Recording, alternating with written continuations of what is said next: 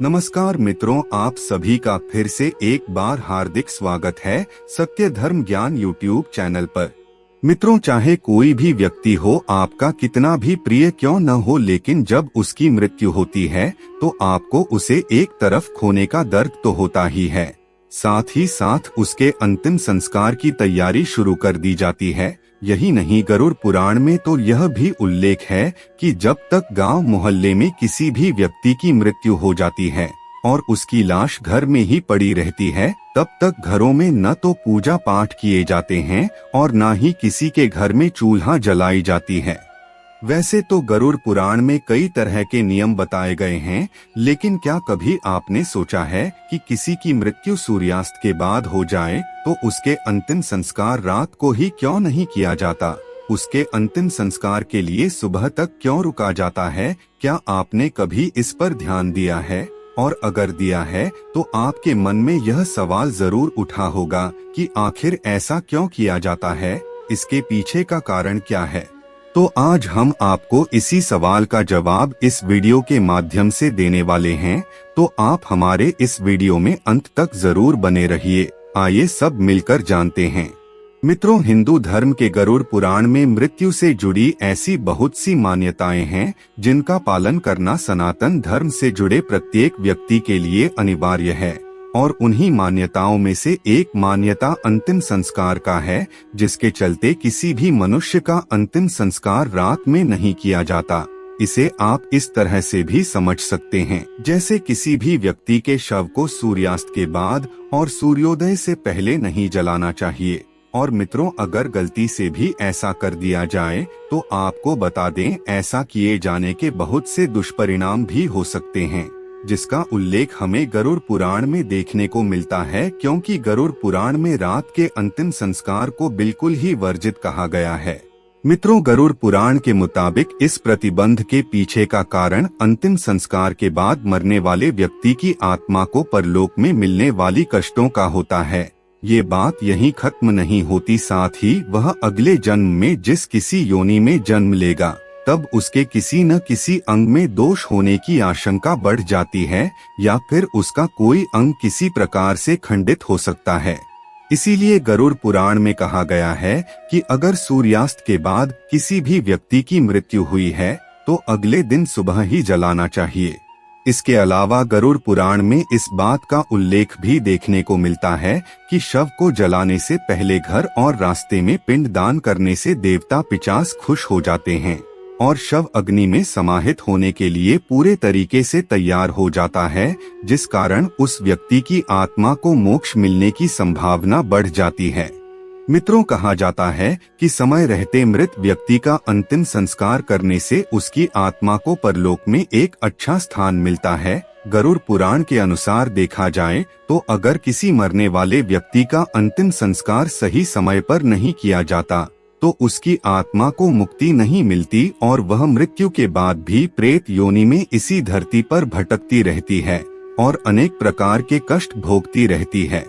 इसीलिए मरने वाले व्यक्ति का सही समय पर अंतिम संस्कार किया जाना अत्यंत आवश्यक है। मित्रों, रात के समय अंतिम संस्कार को शास्त्रों में निषेध माने जाने के पीछे एक मान्यता यह भी है कि सूर्यास्त के बाद स्वर्ग का द्वार बंद हो जाता है और नरक के द्वार खुल जाते हैं। इसीलिए रात के समय अंतिम संस्कार नहीं किए जाते। इससे जुड़ी एक वर्णन हमारे धार्मिक ग्रंथों में भी कुछ इस प्रकार किया गया है, जिसके अनुसार सूर्य को आत्मा का कारक माना जाता है। सूर्य जीवन और चेतना का प्रतीक है। आत्मा सूर्य से ही पैदा होती है और सूर्य में ही गायब हो जाती है। सूर्य नारायण का रूप है जो सभी कर्मों को देखते हैं। इसलिए गरुड़ पुराण में दाह संस्कार को दिन में किए जाने की सलाह दी गई है। कहा जाता है कि ये वह समय है जब सूर्य का द्वार खुला होता है, लेकिन सूर्यास्त होने के बाद यह द्वार बंद हो जाते हैं, जिस कारण अंतिम संस्कार की क्रिया करने से आत्मा परलोक नहीं पहुंच पाती। पौराणिक ग्रंथों में इससे जुड़ी एक बहुत ही खास और रोमांचक तथ्य उल्लेख है, जिसके अनुसार अगर किसी व्यक्ति की मृत्यु रात के समय में हुई है, जैसे कि गरुड़ पुराण में बताया गया है, आप उसका दाह संस्कार रात में तो नहीं कर सकते, लेकिन इस दौरान कुछ और महत्वपूर्ण चीजों को ध्यान में रखने के लिए कहा गया है। जिनके अनुसार ऐसा होने की स्थिति में मरने वाले व्यक्ति के शव को कभी भी घर के अंदर न रखें, बल्कि मरने वाले व्यक्ति के शरीर को तुलसी के पौधे के पास दीपक जलाकर रखने की बात कही गई है। इसी के साथ यह भी बताया गया है कि मृत व्यक्ति के शव को कभी भी अकेला नहीं छोड़ना चाहिए, क्योंकि उस समय शव के आसपास नकारात्मक शक्तियों के हावी होने का खतरा रहता है। इसीलिए किसी न किसी को शव के पास बैठना ही चाहिए और उस समय भगवान से मरने वाले व्यक्ति की आत्मा की शांति के लिए प्रार्थना करनी चाहिए। ऐसा करने से मरने वाले व्यक्ति की आत्मा को शांति मिलती है। अगर आप मरने वाले व्यक्ति की लाश को अकेला छोड़ देते हैं तो इससे मरने वाले व्यक्ति का शरीर खाली पड़ जाता है, जिससे वहां आसपास मौजूद पापी आत्मा उसके शरीर में घुसने का प्रयास कर सकती हैं। इसीलिए शरीर को पापी आत्माओं से बचाए रखने के लिए लाश के करीब ही रहना चाहिए। मित्रों, इसके अलावा हिंदू धर्म में सूर्यास्त के बाद अंतिम संस्कार इसलिए भी नहीं किया जाता क्योंकि रात के समय आसुरी शक्तियां ज्यादा ताकतवर हो जाती हैं, जो उस मरने वाले व्यक्ति की आत्मा को मोक्ष के मार्ग में जाने से रोक सकती हैं। मित्रों, जैसा कि आप सब जानते ही हैं, हमारे 18 पुराणों में से एक गरुड़ पुराण में व्यक्ति के जन्म से लेकर मृत्यु तक कुल मिलाकर 16 संस्कार बताए गए हैं। उन्हीं में से सबसे अंतिम में किया जाने वाला अंतिम संस्कार में कई ऐसी विधियां मिल जाती है जो आपको काफी हद तक हैरान कर सकती है। मित्रों, शायद आप नहीं जानते होंगे कि कहीं कहीं अंतिम संस्कार के समय में मृत व्यक्ति के हाथ पैर भी बांधे जाते हैं।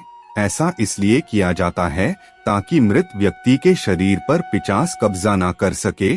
शास्त्रों के अनुसार शरीर पृथ्वी, जल, अग्नि, वायु और आकाश इन 5 तत्वों से मिलकर बना हुआ है और जब किसी भी व्यक्ति के मृत्यु के बाद उसका अंतिम संस्कार किया जाता है तो ये सारे 5 तत्व वापस जाकर उसी में मिल जाते हैं। इसीलिए मनुष्य जीवन के उस अंतिम संस्कार को शास्त्रों में बताए गए पूरे विधि विधान से करना चाहिए। तो मित्रों, यही वो कारण थे जिस वजह से सूर्यास्त के बाद मृत्यु होने पर अंतिम संस्कार नहीं किया जाता। आज की वीडियो में बस इतना ही। आपको हमारी जानकारी कैसी लगी आप हमें कमेंट में जरूर बताएं और अपने दोस्तों के साथ भी शेयर जरूर करें और हमारे चैनल को भी सब्सक्राइब कर लेवे। फिर मिलते हैं किसी नए वीडियो के साथ, तब तक के लिए धन्यवाद।